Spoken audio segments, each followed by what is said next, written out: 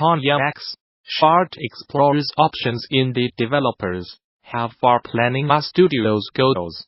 Kit Fox Games.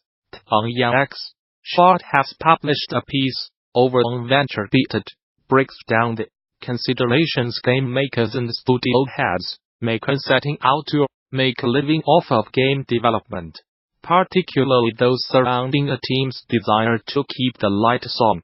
Shard uses two different hypothetical studios as examples here. Studio A, which creates a series of profitable, but otherwise unremarkable games under budget, then closes, and Studio B, which creates one masterwork, which does not earn back its investment, then closes. When I started Kit Fox in 2013, I chose A without even considering B as an option. And honestly, with my skills and experience at the time, maybe B was not an option for me anyway. I probably could not have executed on a grand vision such shot. Starting Kit Fox with what I know today, maybe B would be more tempting. I am a game designer primarily, and many of my design heroes are B leaders all the way. Creative risk-taking is a big reason I tend to admire game designers in the first place. In the full story, Shard explores the pros and cons of each, but highlights the need for fledgling studios to clearly examine their own resources and experience before committing to a strategy, and to carefully consider those of their inspirations before trying to emulate another studio's seeming success. Sony Interactive Entertainment has penned an agreement that will see the company pick up full ownership of Audiokinetic, the company behind game dev tools, like the widely used on the middleware toolwise. The exact terms of the arrangement were not offered in a press release detailing the acquisition, but at the close of the deal, Audiokinetic will officially become a wholly owned Sony Interactive Entertainment subsidiary.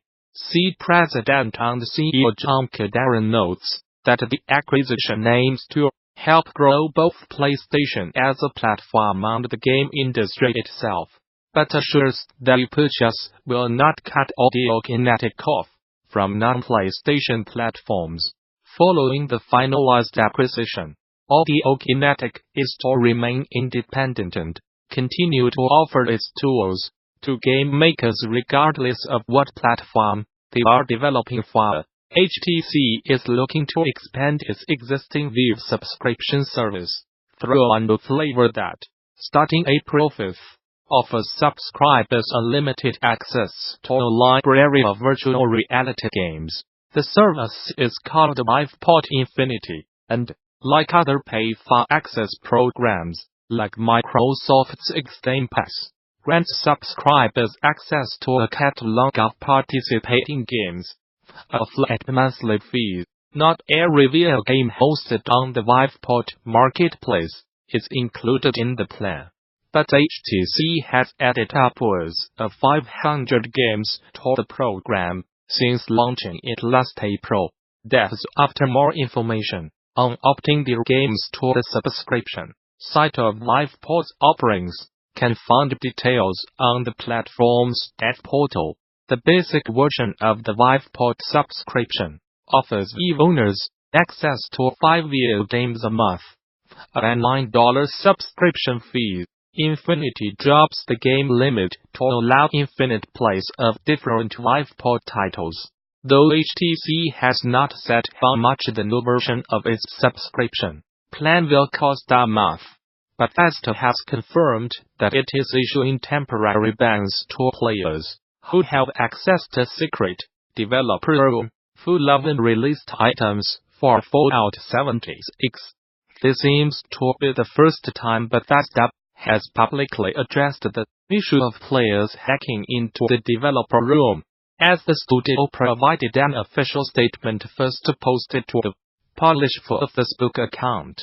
Eurogamer was able to obtain an official English translation of the post, which encourages players who have accessed these areas who have had their accounts banned to contact their support team, without looking into accounts where players have obtained items by accessing areas of the game that are not intended for the public.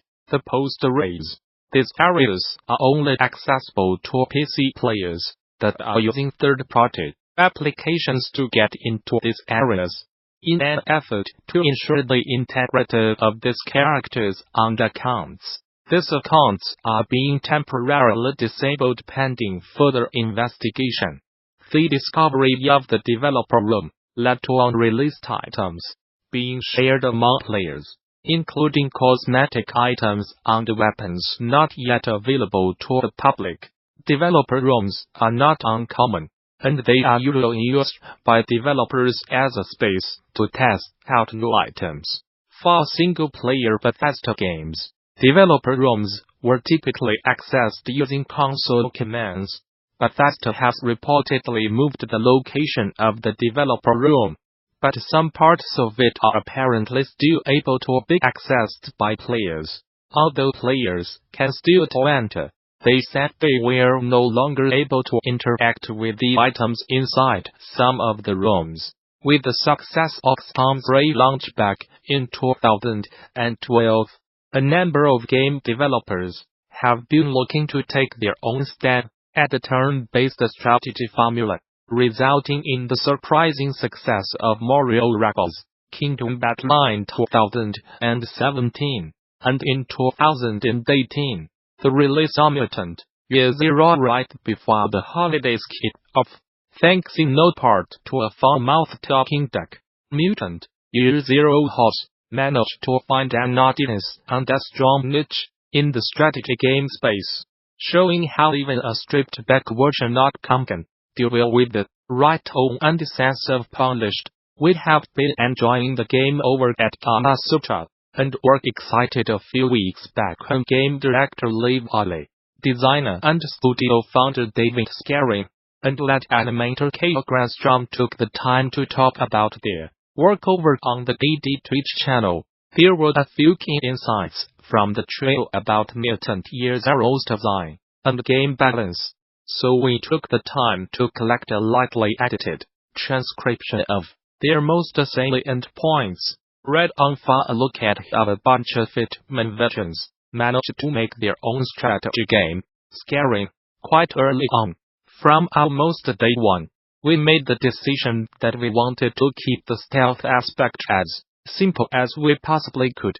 The reason for that was we did not want the players spending any more time there than we needed to tell the story and let you explore the world.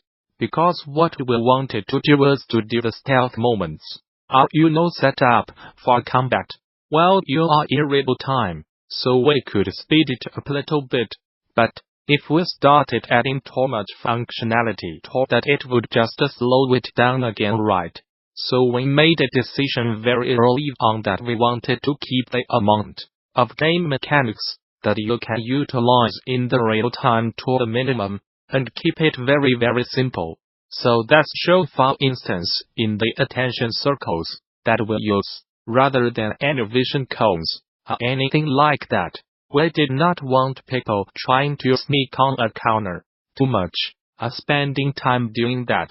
Scaring, yet, exactly that was the choice. It was either that or giving them. Whenever you get discovered, you get a little leeway time, as we would with them in Hitman for instance. The guy would come over and investigate.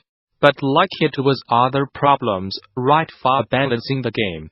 So that it was quite early of a decision that we do not put anything extra that we did not need into the real time. And as you can see, the attention circles here now, as long as you stay out of them you have the advantage, right? And that communicates very very clearly.